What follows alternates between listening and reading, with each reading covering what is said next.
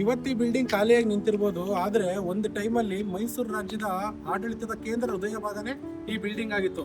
ಇಲ್ಲಿ ತಗೊಂತಿದ್ದ ಒಂದೊಂದು ನಿರ್ಧಾರಗಳು ಇಡೀ ಎಂಟೈರ್ ಮೈಸೂರು ರಾಜ್ಯದ ಮೇಲೆ ಪರಿಣಾಮ ಬೀಳ್ತಿದ್ವು.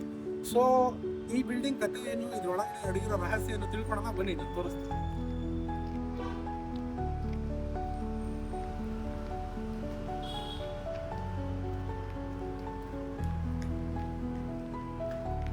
ನೀವೇನ್ ಮಾಡ್ತಿದ್ದೀರಾ, ಇದು ಅತ್ಯಂತ ಬಿಲ್ಡಿಂಗ್ ಇದೆಲ್ಲ ಸುಮಾರು 29,500 ಸ್ಕ್ವೇರ್ ಫೀಟ್ ಇರೋ ಬಿಲ್ಡಿಂಗ್ ಇದು.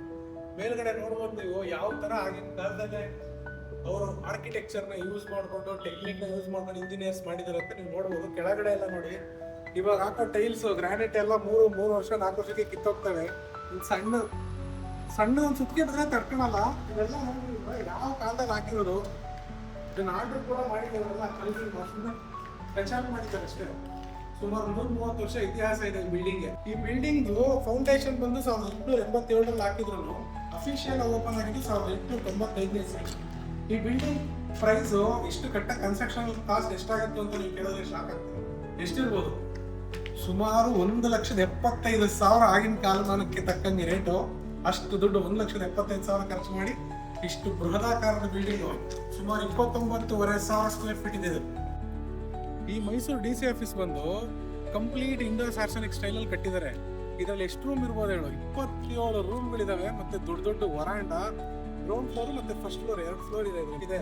ಇದರಲ್ಲಿ 27 ರೂಮ್ಗಳು ಅಂದ್ರೆ ಯೋಚನೆ ಮಾಡ್ಬೋದು ನೀವು, ಎಷ್ಟು ದೊಡ್ಡ ದೊಡ್ಡ ರೂಮ್ಗಳು, ದೊಡ್ಡ ದೊಡ್ಡ ವರಾಂಡ, ದೊಡ್ಡ ದೊಡ್ಡ ಮೆಟ್ಲು, ದೊಡ್ಡ ದೊಡ್ಡ ಡೂಮ್ಗಳು, ಆರ್ಚಸ್, ಏನೇನಿದೆ ಅಂತ ಇದನ್ನ ವರ್ಣಿಸಕ್ಕೇನೆ ಒಂದು ದಿನ ಬೇಕು. ಅಷ್ಟು ದೊಡ್ಡದಾಗಿ, ಅಷ್ಟು ವಿಸ್ಮಯಕಾರಿಯಾಗಿ ಕಟ್ಟಿದ್ದಾರೆ ಬಿಲ್ಡಿಂಗ್ ನ. ನೀವು ನೋಡ್ತಾ ಇರ್ಬೋದು ಎಷ್ಟು ದೊಡ್ಡದಾಗಿದೆ. ಎಂಡ್ವರೆಗೂ ಒಂದೇ ಬಿಲ್ಡಿಂಗ್ ಇರೋದಿಲ್ಲ.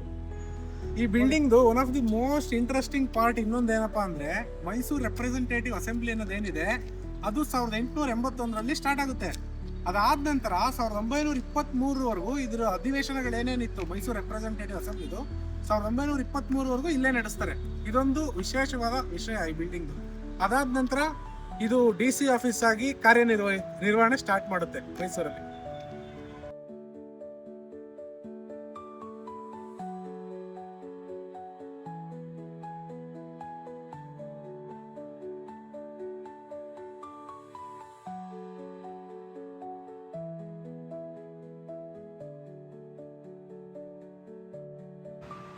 ಈ ಬಿಲ್ಡಿಂಗ್ ನೋಡ್ಬೋದು ನೀವು, ಸುಮಾರು 130 ವರ್ಷ ಆಗಿದೆ ಈ ಬಿಲ್ಡಿಂಗ್ ಕಟ್ಟಿ.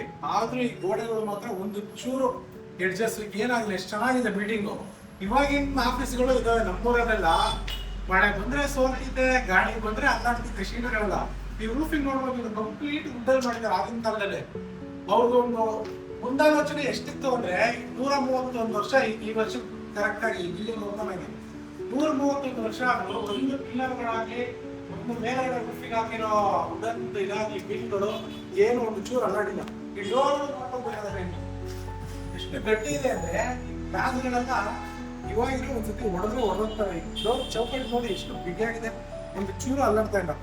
ಮತ್ತೆ ನೀವು ಡ್ರೈನೇಜ್ ಸಿಸ್ಟಮ್ ಕೊಡ್ಬೋದು. ಈ ರೈನ್ ವಾಟರ್ ಎಲ್ಲ ಹೋಗಕ್ಕೆ ಇವಾಗ ಪಾತೆ ಇಲ್ಲ, ಚರಂಡಿ ಏನು ಇಲ್ಲ. ಆಗಿನ ಕಾಲದಲ್ಲಿ ನೋಡಿ ಎಷ್ಟು ಚೆನ್ನಾಗಿ ಕೆಳಗಡೆ ನೀರು ಹೋಗೋಕೆ, ಮಳೆ ನೀರು ಎಕ್ಸೆಸ್ ಆಫ್ ವಾಟರ್ ಹೋಗೋಕೆಲ್ಲ ಮಾಡಿದ್ದಾರೆ. ಡೋರ್ ನೋಡಿದ್ರೆ ನೀವು ನೋಡ್ಬೇಕಂದ್ರೆ ಎಷ್ಟು ಗಟ್ಟಿ ಲಾಕ್ ಎಲ್ಲ ನೋಡು, ಆಗಿನ ಕಾಲದ ಸಿಸ್ಟಮ್ ಹಳೆದಾಗ್ತದೆ.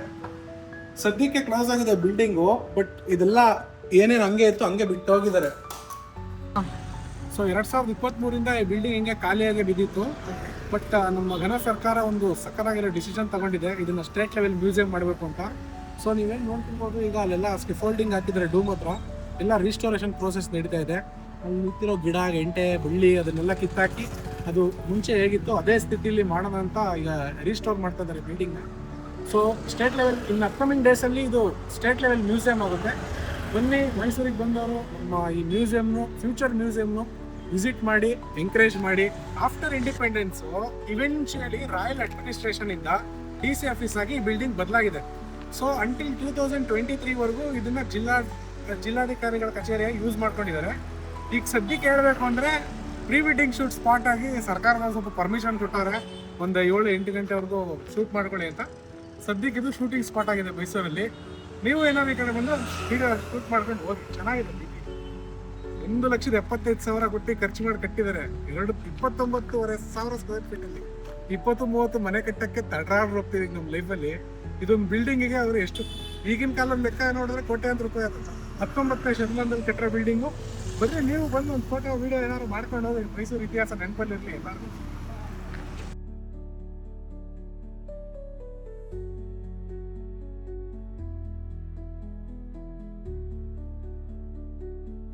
ಒಟ್ನಲ್ಲಿ ಮಾತ್ರ ಈ ಬಿಲ್ಡಿಂಗು ನೆಕ್ಸ್ಟ್ ಲೆವೆಲ್. ಒಂದೇನಪ್ಪ ಅಂದ್ರೆ ಒಂದಾನೊಂದು ಕಾಲದಲ್ಲಿ ಸಾವಿರಾರು ಜನದ ಆಡಳಿತ ಕಚೇರಿ ಆಗಿದ್ದ ಈ ಬಿಲ್ಡಿಂಗು ಇವತ್ತು ಸೈಲೆಂಟ್ ಆಗಿದೆ. ಇಲ್ಲಿನ ಗೇಟ್ಗಳು, ಬಿಲ್ಡಿಂಗ್ಗಳು, ಗೋಡೆ, ಕಟ್ಟೆ, ಮೆಟ್ಲು, ರೋಡು ಇದೆಲ್ಲ ಒಂದೊಂದು ಕಥೆಗಳು ಹೇಳ್ತೆ. ನೀವು ಬಂದು ವಿಸಿಟ್ ಮಾಡಿದ್ರೆ ಗೊತ್ತಾಗುತ್ತೆ ಇಲ್ಲಿ. ಮತ್ತೇನಪ್ಪ ಅಂತಂದ್ರೆ ನಮ್ಮ ಸೀನಿಯರ್ ಜನರೇಷನ್ ಅವರೆಲ್ಲ ಈ ಬಿಲ್ಡಿಂಗ್ನ ಎಂಕರೇಜ್ ಮಾಡ್ಕೊಂಡು ಬಂದಿದ್ದಾರೆ, ಉಳ್ಕೊಂಡಿದೆ ಇದುವರೆಗೂ. ಯಾಕೆ ಇದನ್ನ ಹೇಳ್ತಾ ಇದ್ದೀನಿ ಅಂತಂದ್ರೆ ಬೆಂಗಳೂರಲ್ಲಿ ನೋಡಿರ್ಬೋದು ಎಷ್ಟೊಂದು ಕಟ್ಟಡಗಳು ನೆಲಸಮ ಆಗೋಗಿದ್ದಾವೆ. ಈ ಮಲ್ಟಿಪ್ಲೆಕ್ಸ್ ಎಲ್ಲ ಬಂದ್ಮೇಲೆ ಅದು ಇದು ಬಿಲ್ಡಿಂಗ್ಗಳು ಕಮರ್ಷಿಯಲ್ ಆದ್ಮೇಲೆ. ಸೊ ಈಗ ಉಳಿದಿರೋದು ನಮ್ಮ ಜನ್ಸಿ. ಈಗ ನಾವೇನಿದ್ದೀವಿ, ಈಗ ನಾವು ಇದನ್ನ ಎಂಕರೇಜ್ ಮಾಡ್ಕೊಂಡು ಉಳಿಸ್ಕೊಂಡು ಬೆಳೆಸ್ಕೊಂಡು ಬರ್ತೀವೋ ಏನು ಎಲ್ಲ ನಮ್ಮ ಮೇಲೆ ಬಿಟ್ಟಿದೆ, ನೋಡೋಣ. ಈ ವಿಡಿಯೋ ಬಗ್ಗೆ ನಿಮಗೇನೇ ಇಷ್ಟ ಕಷ್ಟ ಇದ್ರು ಕಮೆಂಟ್ ಮಾಡಿ, ನೋಡೋಣ, ಮಾತಾಡೋಣ. ಈ ವಿಡಿಯೋ ಇಷ್ಟ ಆಗಿದ್ರೆ ನಮ್ಮ ಚಾನಲ್ನ ಸಬ್ಸ್ಕ್ರೈಬ್ ಮಾಡಿ, ಲೈಕ್ ಮಾಡಿ, ಇನ್ನೊಬ್ರಿಗೆ ಶೇರ್ ಮಾಡಿ. ಇಷ್ಟು ಹೇಳ್ತಾ ಕ್ಯಾಮ್ರಾ ವುಮೆನ್ ಶಿಲ್ಪಾ ಜೊತೆ ಯುವರಾಜ್ TS ಮೈಸೂರು ಯುವ, ನಾನು ನಿಮ್ಮವ. ಬನ್ನಿ ಇನ್ವೆಸ್ಟಿಗೋಣ.